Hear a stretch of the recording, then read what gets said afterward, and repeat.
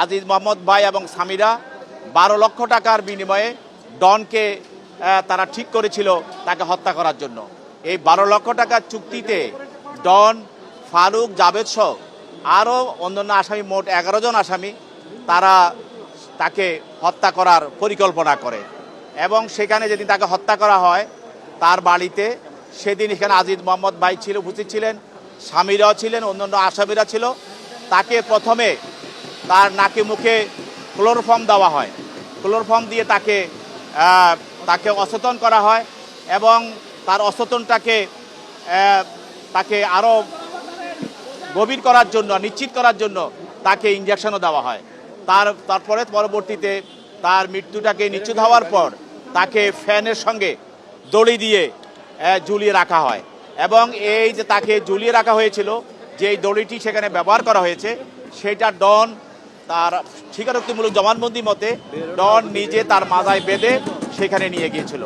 এই জবানবন্দির ভিত্তিতে পরবর্তীতে আদালত এই সালমান শাহের হত্যা মামলাটি বিজ্ঞ আদালতে থানায় গ্রহণ করে এবং সেই মামলার আসামি হিসাবে আজকে ডনকে গ্রেপ্তার করে বিজ্ঞ আদালতে উপস্থাপন করা হয়। তার পক্ষে কোনো আইনজীবী ছিল না এবং তার কোনো জামিনে প্রার্থনাও ছিল না।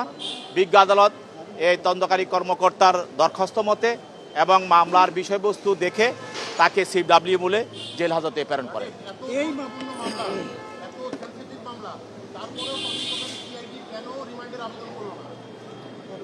আজকে তাকে গ্রেপ্তার করে নেওয়া হয়েছে এবং আপনি সিআইডি গ্রেপ্তার করতে রিমান্ড নিতে পারবে, যে কোনো সময় নিতে পারবে।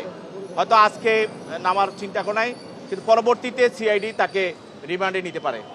একটা বিষয় একটু পরিষ্কার করবেন, এই মামলা এই 30 বছর পর দায়ের হওয়ার পর কি আপনার গিয়ে ডন পালিয়ে যেতে চেয়েছিল এবং সেখানে ইমিগ্রেশনে গিয়ে ধরা পড়েছে? বিষয়টা একটু যদি পরিষ্কার করতে হবে। ইতিমধ্যে এই মামলার যতজন আসামি আছে সবার বিরুদ্ধেই গ্রেপ্তারি পরোয়ানা জারি করা আছে এবং তারা যেন বিদেশ যেতে না পারে সেই মর্মেও নিষেধাজ্ঞা দেওয়া আছে। সেখানে ডন দেশের যে বর্তমান সরকারের যে বিচার ব্যবস্থা এবং সকল অতীতে ফ্যাসিস্টের আমলে যেসব হত্যা বা নির্যাতনের বিচার বন্ধ ছিল বা ধীরগতি ছিল, সেগুলি এখন এই সরকারের আমলে বিভিন্ন সময় আপনারা দেখছেন যে সরকার ন্যায় বিচার নিশ্চিত করার জন্য সবার পক্ষে কাজ করে যাচ্ছেন। সেই জন্য সে এই বিচারের ভয়ে সে নিজে পালিয়ে যাওয়ার জন্য চেষ্টা করেছিল, কিন্তু তার চেষ্টাটা ব্যর্থ হয়ে যায়।